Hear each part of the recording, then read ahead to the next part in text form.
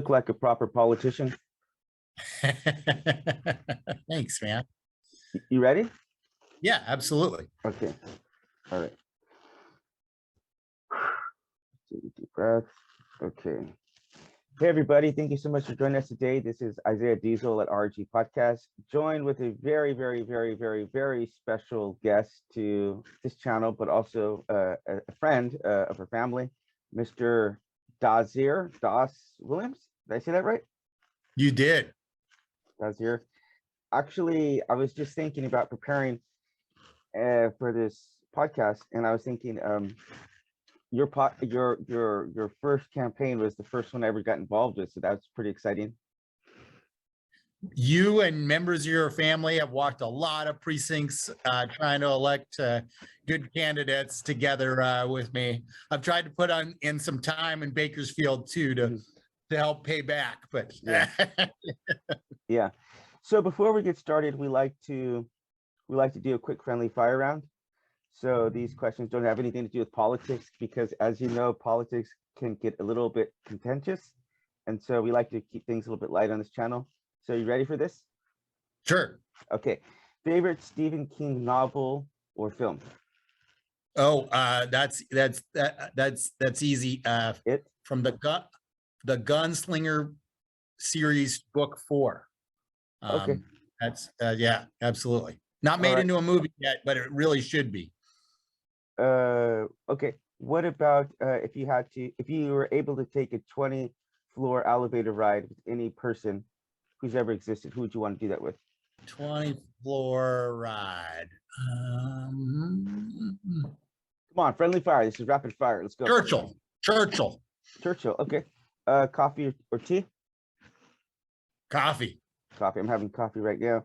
Actually, I was just thinking about it. I remember having a bunch of really cold coffee because you were on like quite a bit of a budget. So I remember we'd always be eating really stale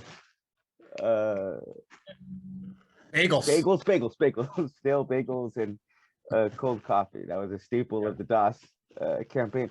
Okay, if you had to listen on one song on loop for the rest of your life, what would that one song be?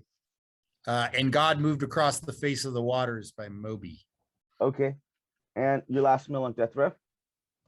That's a good question. Korean lobster that I caught. Lobster that you caught. Oh, you still like to go out into the ocean? Oh yeah. Yeah. All right. Yeah. So, so first and foremost, can you tell me where you rate as far as believing in God? Like 1, you positively believe in God, and 7, you positively don't believe in God? Well, I positively believe in God. I maybe put myself as a 6 because my belief transcends the questions of whether the miracles and proofs of Jesus, are accurate or not. Yeah. The things that I've seen in life and the power of transforming human beings over the arc of history is potent enough that I believe in it, whether or not it's true. Right. That means something to you. Yeah, absolutely. My life has been transformed by the message of the gospel. But that is one of the things that I would tell people sometimes is I don't really get caught up in if everything's 100% accurate, because if you know anything about trying to convey points, you know that telling stories is the best way to convey that. So some of that stuff is kind of almost like secondary or pedantic to me, because I know that the message of the gospel has totally changed my life. I've seen it change other people's life, drug addicts, gang members, and so it's a very powerful message. But all right, that being said, I was wondering if you could give me about a 2 to 3 minute overview of your political career, where you started, where you are right now, including that big loss that you had. If you could, just kind of how that happened, how you rebounded, et cetera, please. Sure. Yeah, I mean, I got started in politics as an organizer, as a grassroots organizer, and that was both a really incredible thing, because I think it shows really how collective action of of human beings and often human beings that don't have a whole lot of power can translate into power. But it also made me very pigeonholed in what I could do in politics. The political class is tended to be very divided between people who are involved in, campaigns and political maneuverings. You could call those hacks, and people who do policy, you could call those wonks. And they're two different political classes, especially at junior levels. And it's very hard to cross. And I really wanted to do policy, especially environmental policy. I've always had a real passion for that.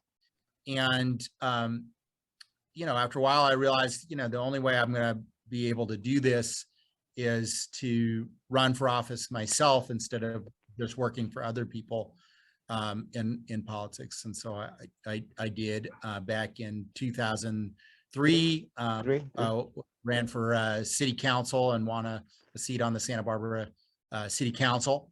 Like a lot of people, who feel like they need to accomplish a whole lot to do good in the world. I moved too fast to then run for the Board of Supervisors and lost a race for the Board of Supervisors in 2005. Which also was done. Yeah. But I ran for re-election the next year, prevailed, and 2 years later, 2007, prevailed, and ran for the state assembly in 2010. So the state legislature, for any of your viewers who don't live in California, and served full term limits in the California State Assembly, which was at the time was only 6 years, and then ran for a seat on my Board of Supervisors. So I'm back where I started from. But feeling like we're doing a lot of good. Yeah. Primarily because we're probably the least partisan divided board that I can remember in the last 3 or 4 decades now. Well, supervisors. We'll get more into that, but I do want to say this. Occasionally, I would help my sister out at some events because it's a really interesting thing, because she became first Latina ever elected to be president of the Board of the Supervisors of California, which is a big deal. But also the guys who normally win that are like in their 50s and 60s. And so she's not only a woman, but she was also like a mother, right? So I sometimes got to accompany her with some of these trips just to watch her sons for her. And one of those times, actually, it just happened to be the case that like you were terming out. You were up there like talking about terming out. And so it was like what's the steakhouse that like everyone goes to do business in? Oh, in Sacramento? Yeah. What is that place called? Morton's? I don't even know the name of it, but like a lot of politicians go in there. But anyway, we were in there and we're watching it, and then they were talking about you, and you could see you're kind of just like laughing and stuff. They were talking about your tattoos or something. I know you got a couple of sleeves, right? Yeah, just a little. Okay, all right. So hey, okay, okay. A half of a Sufi, which is a human heart yearning for the divine. Yeah. So that was pretty cool that we got to share that moment, because I was not in Sacramento very often, but it just happened to be that time it was there. So quite a coincidence. Speaking of which, just before I get into some of these other questions, I know you look Mexican, but I believe that you're half Indonesian. Is that right? Yeah, I'm part Indonesian, and then part of some stuff we don't know. I'm a fourth Indonesian, a fourth Dutch, and a bunch of stuff, that we're not. About a fourth we don't know, and about a fourth Yankee mix. So your mom's half Indonesian? Is that what you're saying? Mm-hmm. You know what? I believe a lot of my family are it means that a lot of people in my family, like all the brothers and sisters in one set, none of them will be the same color. We have a lot of different ethnicities in my family: Colombian, Navajo, Indonesian, Irish, it's Dutch. So we, it's a normal thing in my family for siblings to be different colors and different shades. Right. I'm looking this up right now, and I believe it's Zach Morse. He has. Oh yeah, exactly. Zach Morse, as he played Saved by the Bell. I don't, but I've heard of Saved by the Bell. Yeah. Yeah, that's like scripture in my childhood. But yeah, it looks here. I knew he was partially Indonesian as well, but it says his mother is of Dutch Indonesian descent from Bali, Indonesia. So I guess did your dad meet your mother there? No, my grandfather was in World War II, serving in the Royal Dutch Navy. He was Indonesian sailor. So lots of very interesting stories, especially because he was a POW in Nagasaki, Japan. But after the war, so the war continued in Indonesia because the Indonesians didn't want the Dutch to reestablish control. And he was done with war, so he went to Holland. He met my grandmother there, who had lived through Nazi occupation in The Hague. They got married, raised 3 girls, and then as part of the Marshall Plan had an opportunity to come over to America, the United States, and did so. And back then you needed to have a sponsor to come to the United States, and we had a sponsor, was in Hoboken, New Jersey. So that's where we would have settled, except we got switched at the last minute to I wasn't alive yet, but to Ojai, California. Okay. And, all right. Great. So if that isn't proof of some providence, then I don't know what it is. I actually spent about a month in the Netherlands. I love that. I love that country. That place is like heaven on earth, man. It's so amazing. It's so beautiful. People are so nice. But okay, so getting back into this, what inspired you to get into politics? Can you remember any time where, like, as a kid, I think for most people it starts somewhere in your childhood. Either you see something, or you're a victim of some kind of injustice or something. But can you think of any roots of what inspired you to go into politics? Well, I can't. I literally cannot remember a time when I wasn't angry about injustice. So even though I can remember being 5 or 6 pretty vividly, I can't remember a time. And at least my family tells me it exhibited even earlier than 5 or 6 a great degree of rage against injustice.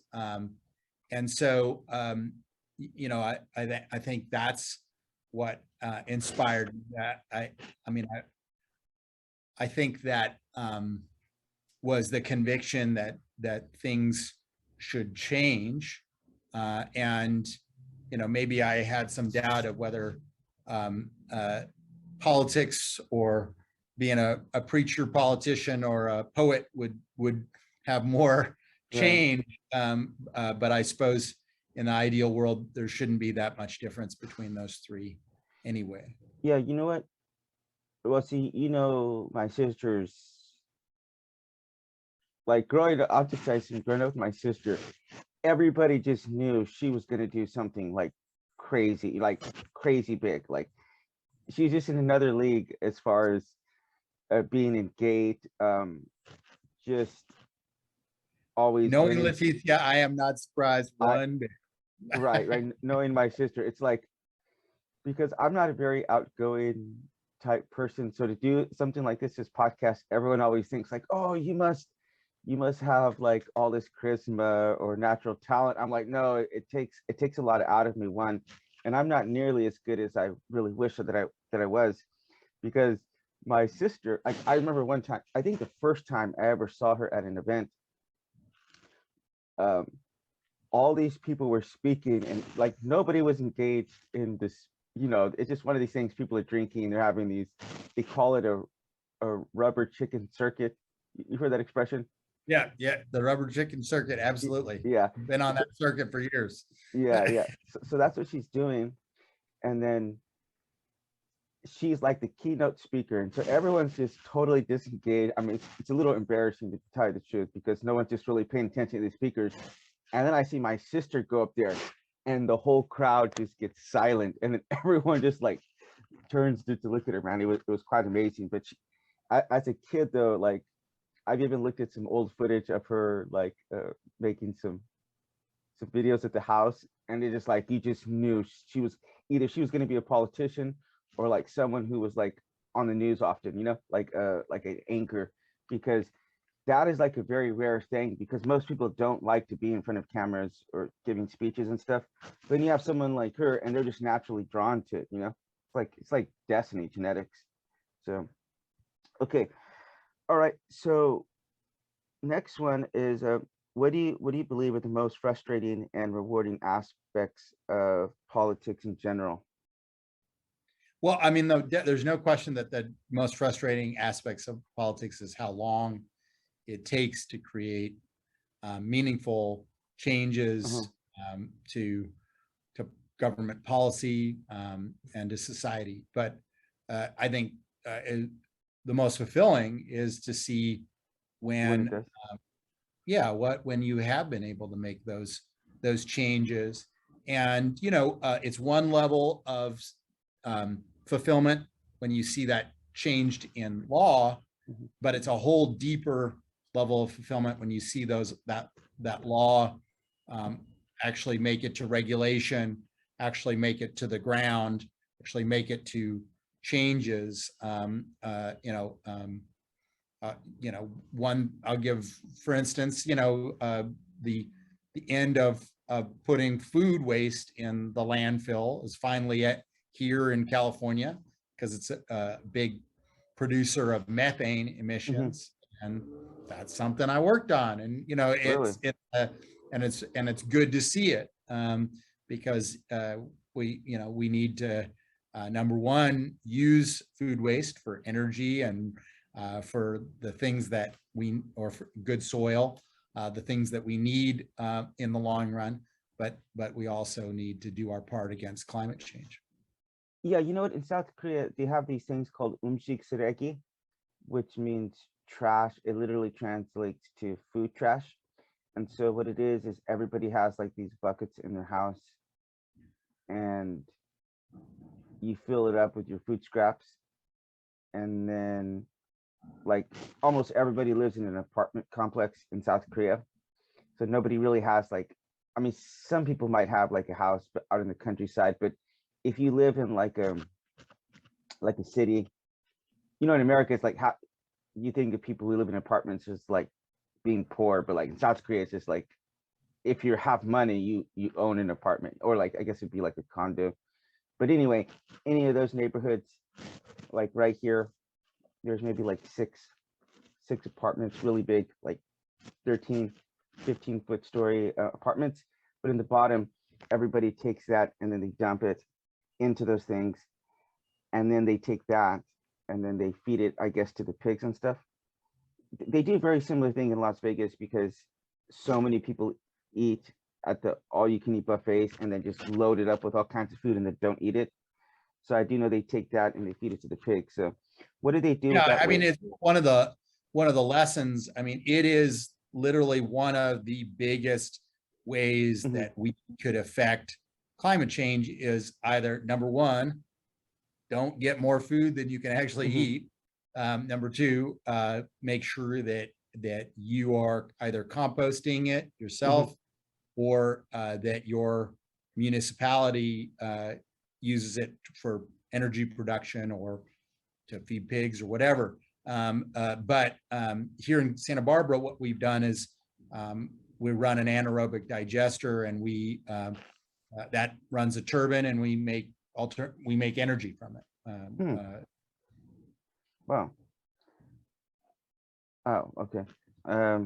Yeah, there's very creative ways you could do. In Sweden, they actually do something. Man, it's amazing how energy conscious a lot of places in Europe are. So one thing you'd be very notice so much is when you go to the Netherlands, more people ride bikes and drive cars. So their streets are more geared towards bikes than they are for vehicles. And so it's interesting is, because it's healthy as it is, one, then there's no emissions. And because in in America, the streets are like, they're either not at all geared towards biking, or it's there, but it's just not like a priority, right? Oh, absolutely. Yeah. In the Netherlands, and I know because we still have a lot of family back there. This still considered the most traditional way for a teenage boy or even for a young adult boy to pick up a girl on a date is on a bicycle, and a bicycle with a little cargo rack on the back. That your date rides on.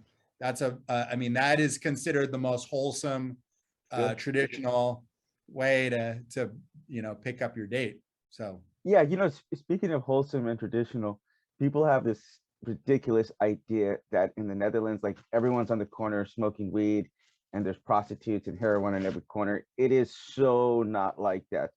I mean, they've kind of recognized that, hey, these kind of things exist, and we can put them over here in this little section of like society.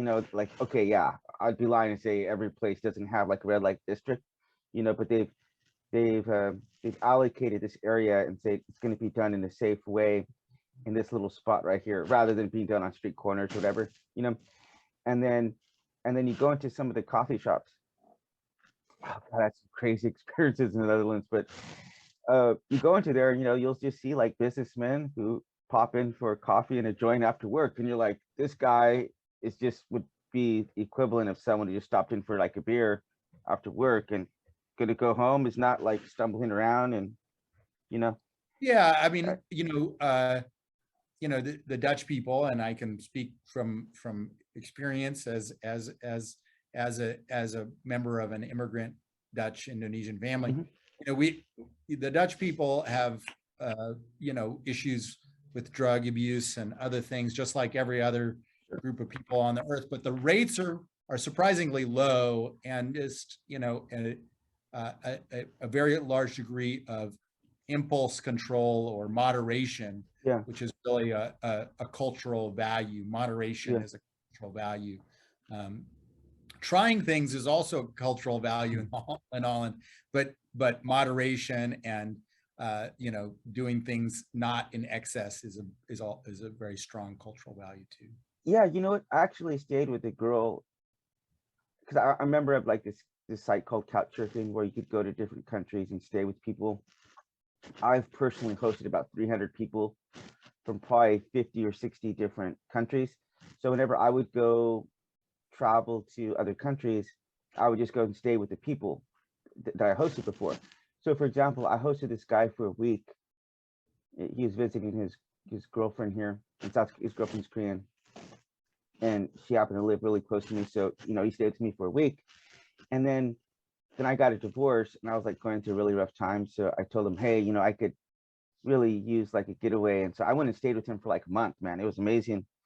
But then I went and I started visiting some other places, and this is so embarrassing, but this girl picked me up, and she's like a college student, and she had a bike for me. But I think the average like Dutch person is probably like 5'10", it's either 5'10" or 5'11".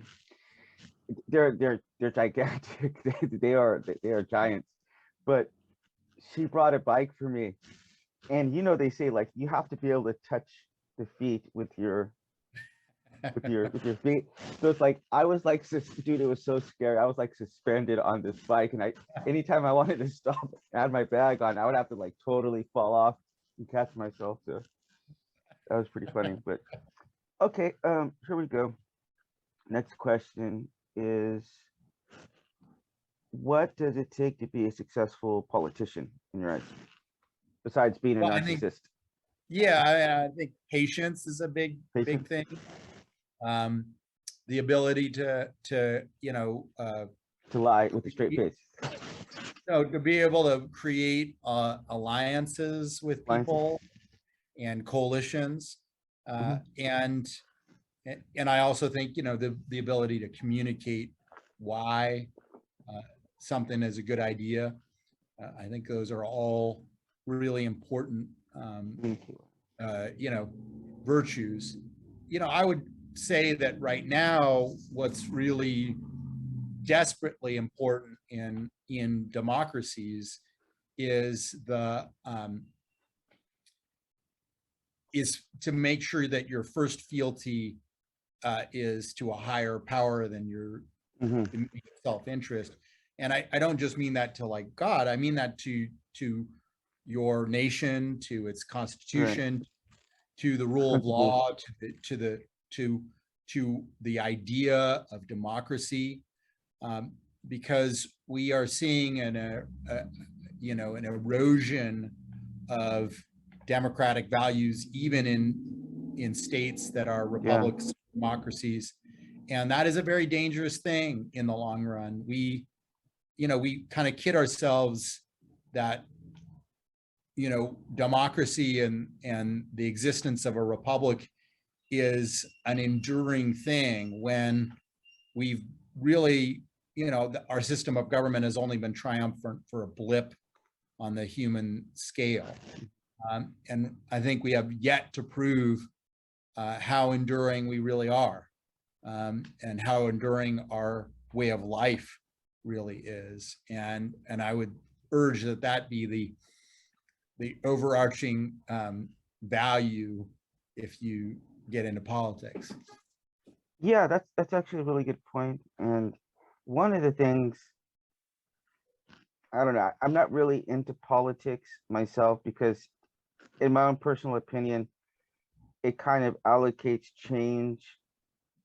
It allocates change and responsibility to other people. So I'm not saying there's not a place for it, but personally, that's not where I want to be. I don't look for a politician try to come up with solutions, because they often get deadlocked and stuff, and they filibuster. But if you take a look at our emblem right here, can you see that? It has two R's, which are like inverted onto each other to try to see from the other's perspective, and it's done in purple. So Letitia talks about this, my sister.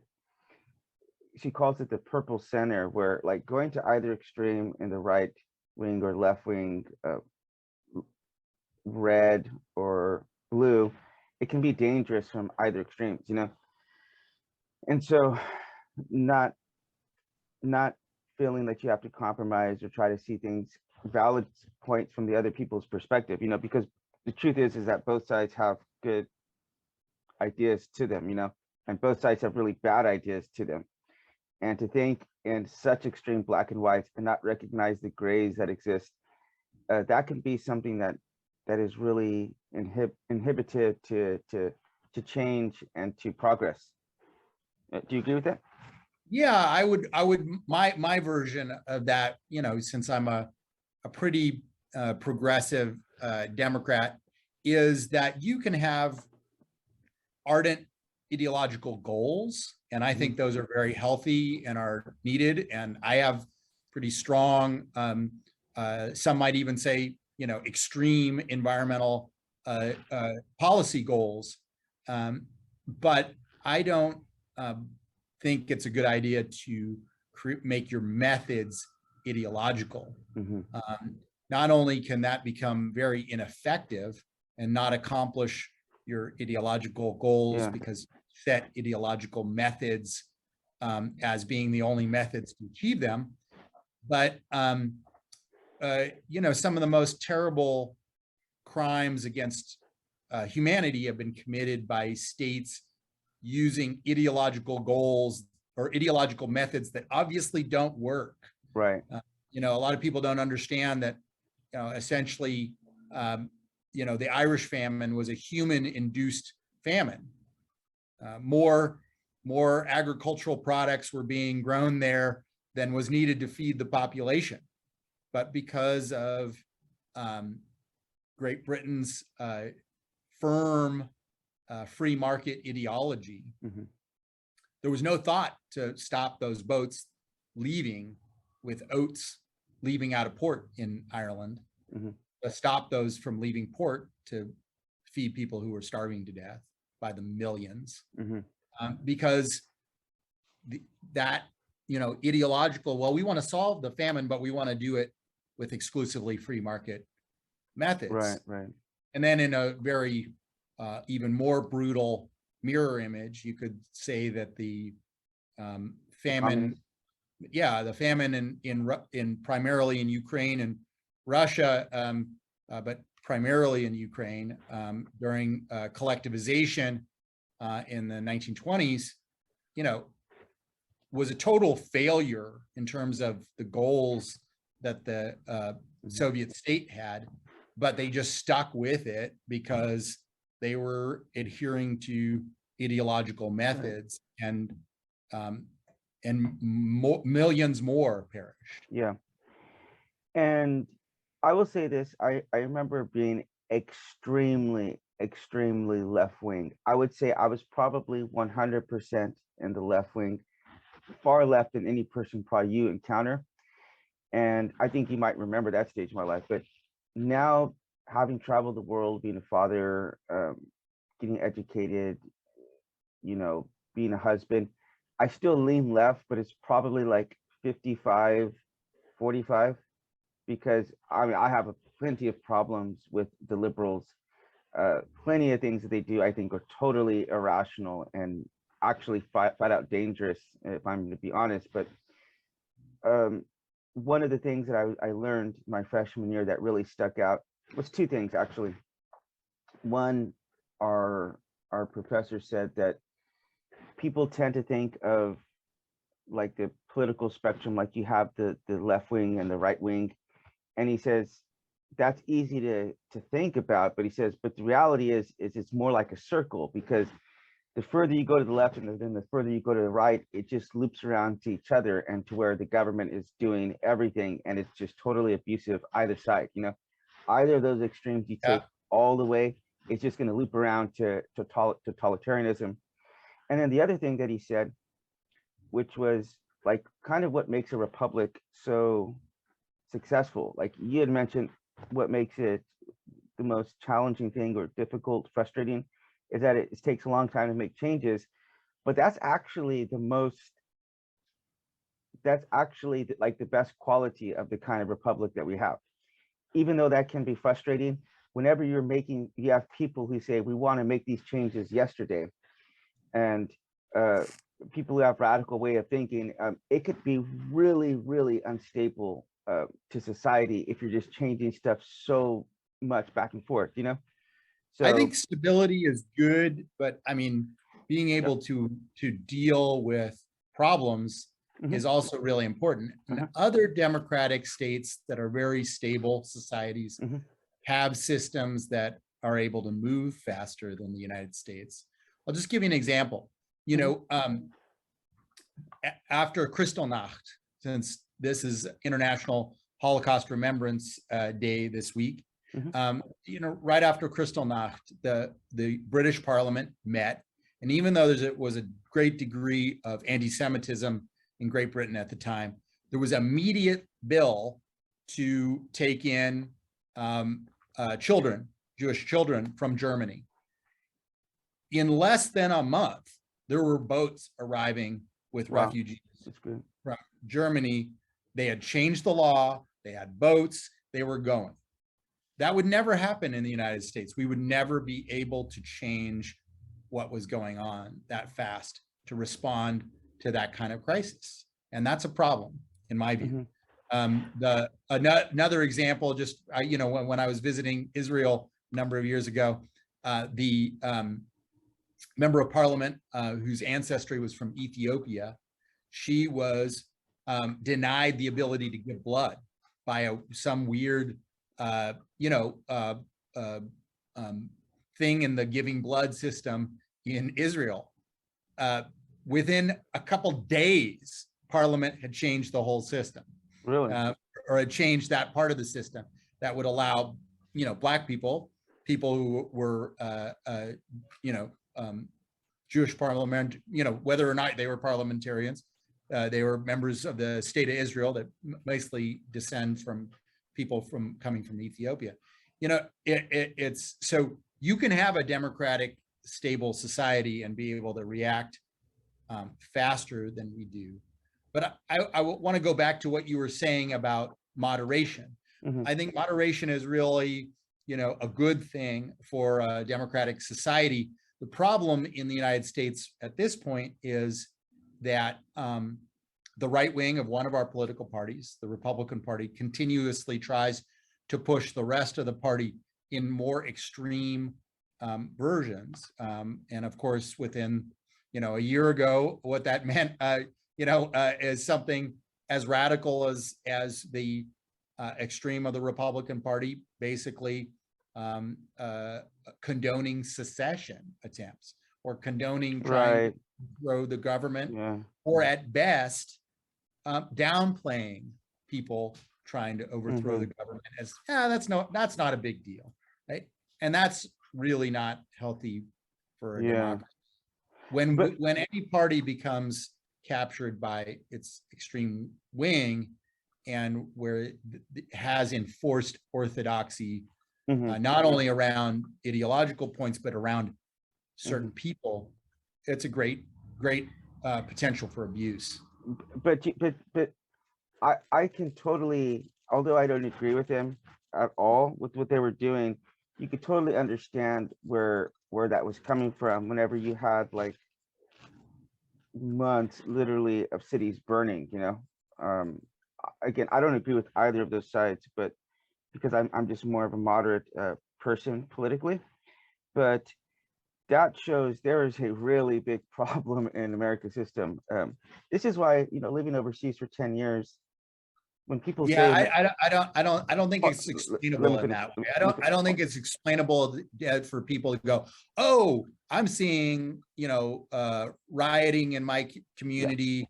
I'm seeing police officers blamed in my communities. So I'm going to go to the Capitol, try to overthrow the government and beat to death a police officer. That just doesn't make any sense. I totally, and I don't think it's condonable. It's 100% not condonable. But what the point I'm trying to say is, for me, it's hard for me to stomach to listen to anybody talking about why America is the greatest country on the earth or in the history of the world, whenever this is kind of stuff is going on in your country, where you have these kind of extreme opposite ends.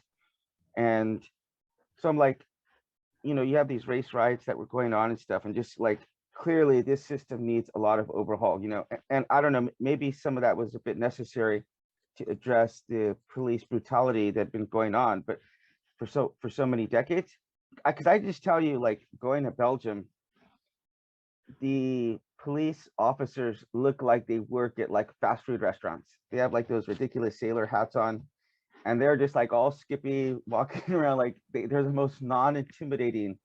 Like, I wish if I had a photo of the police cars in the Netherlands. They're like these small energy efficient vehicles that, like, they're adorable. They're white and they're blue and like white. They're white and blue and orange. And I wrote about this. I'm working on my third book now. Second one I just released not a couple months ago, but the third one is talking about one of the biggest differences I saw, like, between America and the Netherlands, was the police officers there. They walk around like in reflective vests, like, it's like they're trying to be accommodating and they're like, it's just a totally different perspective. Like, and I'll tell you, the friend who I stayed with, he said that in the Netherlands, people don't fear the police fear the people. So it's just, they have like a totally different way of thinking about that. And so people just, you know, you go up to them and ask them directions, whatever. They're really, really nice. By the way, I just want to show you something really funny. This picture of me from in Israel. I spent about a month there, staying with people, but I was really into Islam at the time. So this big old like big old beard. I want to show you. Yeah, this is like me at a goat farm. Huh, but it's not loading. Okay, actually, let's move on to I think we have 2 more questions because we're running out of time here. But here we go. Trying to find my next question here. Oh yeah, so if you could write or veto any 1 or 2 bills, what you do? Oh, by the way, that's me in a goat farm. It's a turban. I love it. I love that shot. Yeah, a turban and a goat, a big old beard. So if you could write any legislature and just get it passed, or any. Yeah, I would say that probably if I could get rid of any law locally, I would get rid of the hurdles that have been sort of foolishly set up, where utility scale solar essentially is illegal in the birthplace of environmentalism, which is Santa Barbara County. So you know, in the local context, that's a big deal, and I think it's important for our values. Nationwide, you know, I would, you know, say a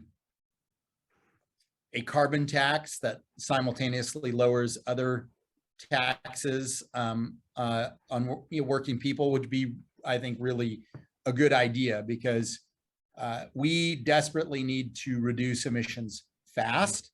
It needs to be not only done by utilities and the government, it needs to be done by consumers. And so the right price signals for consumers to do rational behavior is crucial. You know, if there's not an incentive to conserve, and I'll give you one of the easiest examples. In California, energy is much dirtier and more expensive from, you know, 4 to 9 p.m. And if you don't have the right price signal, so, you know, in my house, you know, there's if you walk around in the middle of the night, it'll seem like ghosts are doing chores, because, you know, we time the dishwasher to go off at, you know, 10 p.m. and the washing machine go off at 2 a.m. And first thing when I wake up in the morning, 6:30, is the dryer goes. So, you know, so that as much energy that is possible is being done towards the clean, when the grid is the cleanest. And we need the right kind of price signals out there for people to, you know, change their behavior so we can help save the world. You know, I will tell you this. So I was an atheist for probably a decade, and I did get a chance to go to North Korea on a couple of occasions, and that put a really big crack in my mental ceiling of my belief system.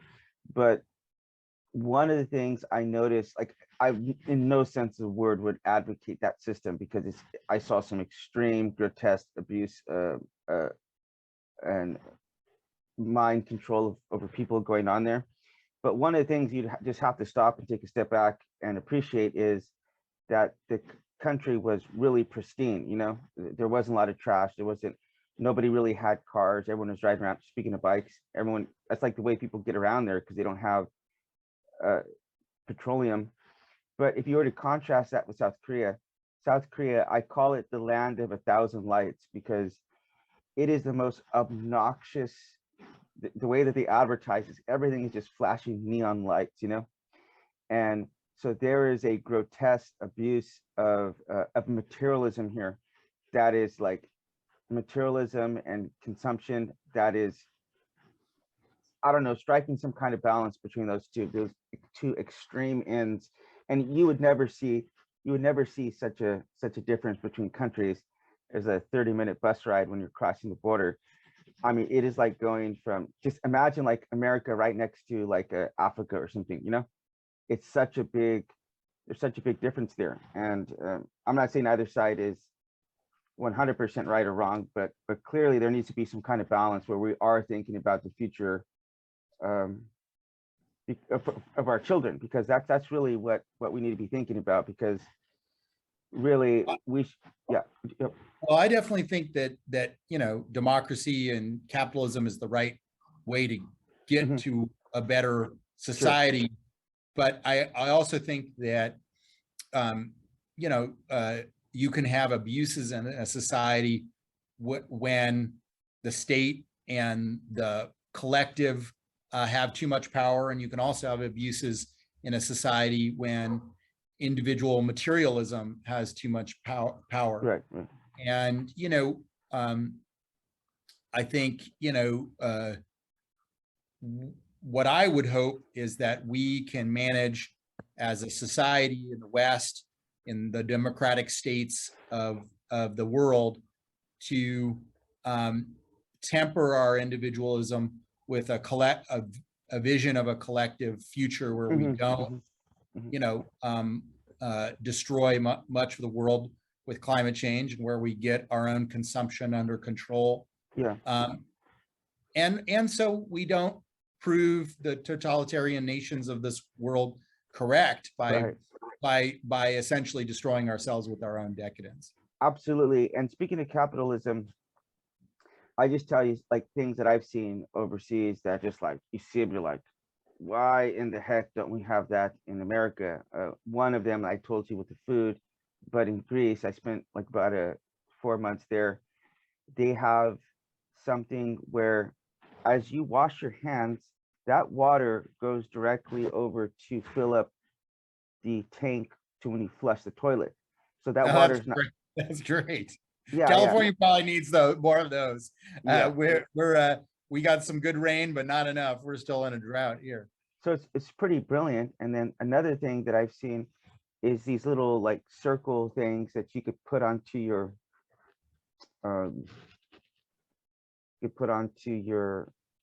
sink. And so as you're running water to brush your teeth or whatever, it's turning something towards creating some additional energy. So capitalism can create some very unique and innovative things that can solve some of these problems that we're talking about, because you have to have an economic incentive to do these things. Otherwise, people just aren't going to do it, you know? So for example, in South Korea, if they catch you throwing away food into your trash, you will get some kind of fine, you know, maybe like $100, not huge, but they do definitely incentivize that too. Really quick, let's try to rush through these because I know we're running at the top of the hour, but what is the difference between local and statewide positions that you've seen? You know, mainly at a local level, a lot of what you're charged with doing is implementing the kind of legislation and rules that take place at a state level. Yeah, what's the relationship between your faith and politics? Well, I mean, I think if you study history and you study the difference between the ancient world and the world after the rise of Judaism, Christianity, and Islam, you would not recognize the morals and ethics of the of the ancient world. You just wouldn't. You wouldn't, as a modern human being, be able to walk through the streets of Rome and not be disgusted with the way that people relate to each other at a societal or individual level. And I guess that means to me that the things that we generally regard as good in this society are not able to be divorced from innovations that took place from faith, from the mix of Judaism, Christianity, Islam in the West. And you know, I'll give an example. It was a guy named Basil in Asia Minor, a Christian leader in the ancient world, that came up with the first hospital, right? You know, I mean, you can't even go to a hospital without going to something that is derived from faith. Right. You know, and so to me, the idea of the vision of establishing what in Christianity is called the, you know, the kingdom of heaven, a just society. That's what everybody wants, even if your view is exclusively secular. And so, you know, that's what I fight for. And I will say this really quickly: South Korea is a place that has benefited tremendously from missionaries who have helped set up hospitals and educational systems. So it has been a source of a lot of good. It's also done some bad as well. I mean, if you look at any chance you saw Squid Game? No, I'm somewhat immune to mass culture, but I'm gonna get around. It's good. No, I also have little kids, so I hear it's not very suitable for toddlers. It's definitely not suitable for kids. But if you do get a chance, check it out, because there are some very big overarching themes, and one of those is about capitalism and also, but how culture can be damaged by the influx of massive change. And yeah, I would actually love you to see that and to talk about it. But so we are at the end of the hour, but I do want to give you a really quick thing. We are supporting 5 different organizations here. One of them is called Combatants for Peace, and it's amazing. I actually got to go into Palestine, into the home of reformed terrorists who are working with the parents of slain Israelis for peace now. So they've made radical transformations in their lives. The other one is called the 3 Rivers Project, which is an organization here that brings awareness to North Korea and even goes into there with some of the food programs. Another one is Hate is Wrong. It's an anti-bullying for the LGBT community, started by NFL player Sarah Tuala. Beyond Barriers, it's an anti-extremist Nazi group run by Jeff Scoop, who is a Nazi for 27 years, and he got out of the movement. Now he helps people who get out of the movement, who we've interviewed him a few times. And then finally, we have Kumfa, the Korean Unwed Mothers Family Association here in South Korea. And they give support to single mothers here because culturally, it's like extremely big taboo not to have kids outside of wedlock. So they kind of get shunned by society. So we have those 5 organizations. I'm wondering if you could just pick one of those that we can make a donation for you. Ross? Well, I mean, all of them sound amazing. They are. But since you're broadcasting from Korea, and because I think that stigma is a rough one, and I was raised by a single mom myself. I would say Koreans for unwed mothers. So. All right, and you know, my mom was actually a single mother before she met my father, so that's something that hits home to me. And when I mentioned Squid Games, we interviewed the VIPs from that show, and one of them told us that he grew up in a single mother household. And so he had mentioned that organization. So we've started to get involved with them as well. But do you have any last thoughts? We got a couple more minutes. Oh, just think of the long term, and think that we need to, as a society, make democracy lasting. Do what you can. All right. All right, my man. Good to see you. Yeah, I really want to thank you for your time. And we hope you can check out our website at www.rhepodcast.com. Check us out on Instagram, Facebook, Twitter, Spotify, just about anywhere you can find us online. And thank you for joining us, and we look forward to seeing you back again. Goodbye.